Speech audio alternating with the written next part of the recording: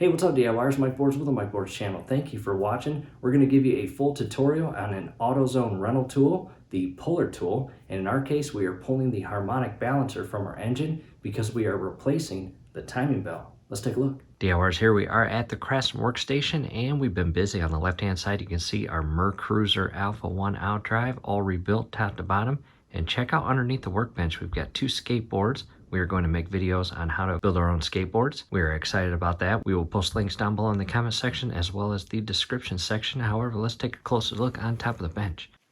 And again, we are excited about that. Those are so cool. And we've got our mounts, one white, one black, for the white and black boards. And we are going to mount them right there. However, here is the OEM Harmonic Balancer puller.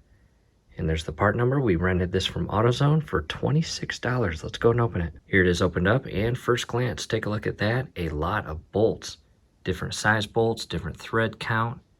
You've got chrome or silver, brass, and black.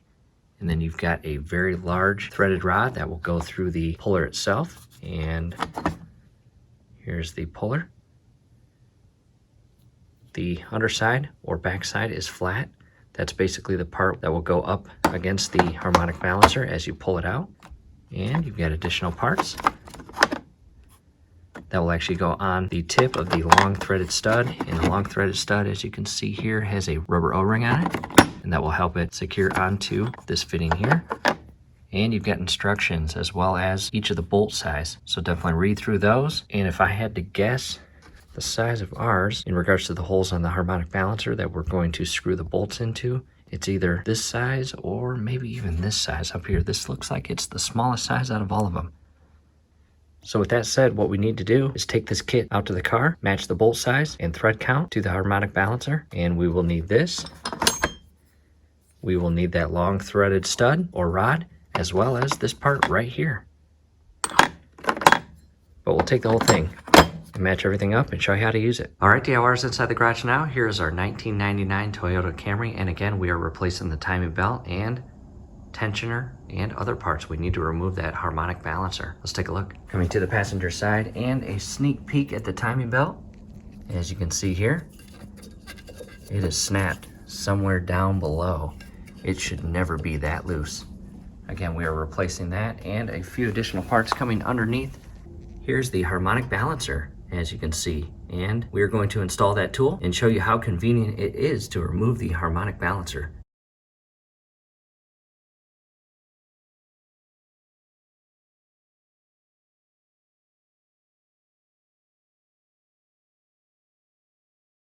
And as you can see, you've got two holes, and inside there are thread, and what you'll do is match the proper size bolts and thread to those holes. In our case, we have these little teeny tiny threaded bolts here, but they're very long.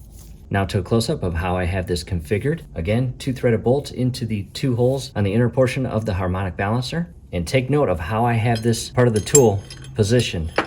As you can see, I have that leniency to shift it, which will allow me to align the longer bolt with the inner center portion of the balancer. The next two things we will use is this part right here and this long threaded rod or bolt. And what I'll do is I'll pull the plate all the way out, and this part right here has to go in with this portion inside facing the harmonic balancer and line it up with the hole. And you can see right here there is a rubber seal which will help grab a hold of it, position it in a way, and begin screwing this in. Do not cross thread it.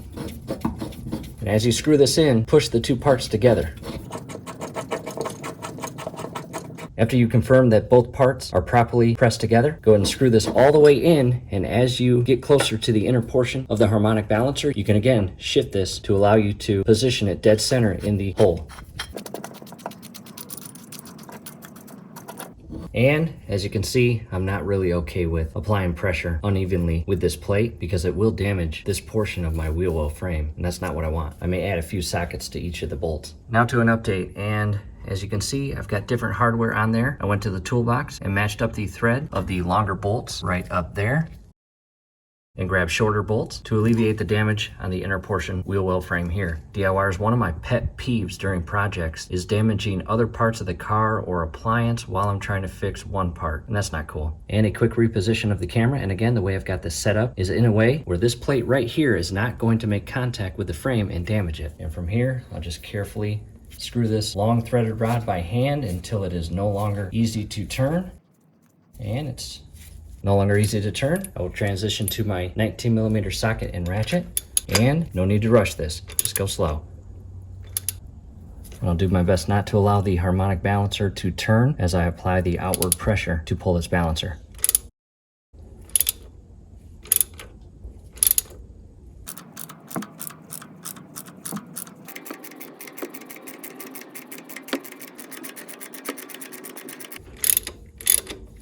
And at this point, I'm just shy of touching the inner frame here, and DIYers, that balancer is loose. I'll go and remove everything.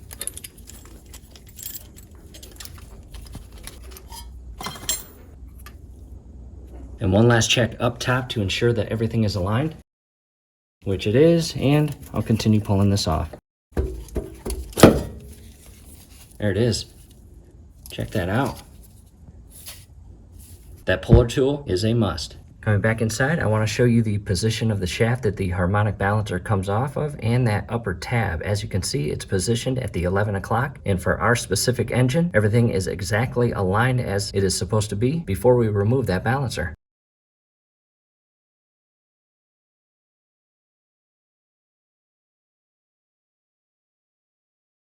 Back to the workbench and DIYers, as you just saw, we definitely needed this puller to remove our harmonic balancer. We would not have been able to remove that without this puller, I promise you. In addition, you've got this icon here, match your camera up to it, and you can get additional info on this puller set or kit. And basically, I've got it all cleaned up and closed up, ready to return it to my local AutoZone and get 100% of my money back. Definitely an awesome deal that AutoZone provides with their rental tools. And when I picked it up, he said you have 90 days to rent it, which is a very long time. However, after 90 days, if you do not return it, they charge you the $26, which at that point becomes non-refundable, and you can keep the tool. Or once you pick it up and use it, if you like it, you don't need to return it. AutoZone doesn't mind. Once the rental hits 90 days in their system, it will automatically permanently charge your account, and their system at that point will mark the rental tool as sold and close the rental, which again makes whatever tool you rent yours. However, we are going to return this, and again, we hope this helped.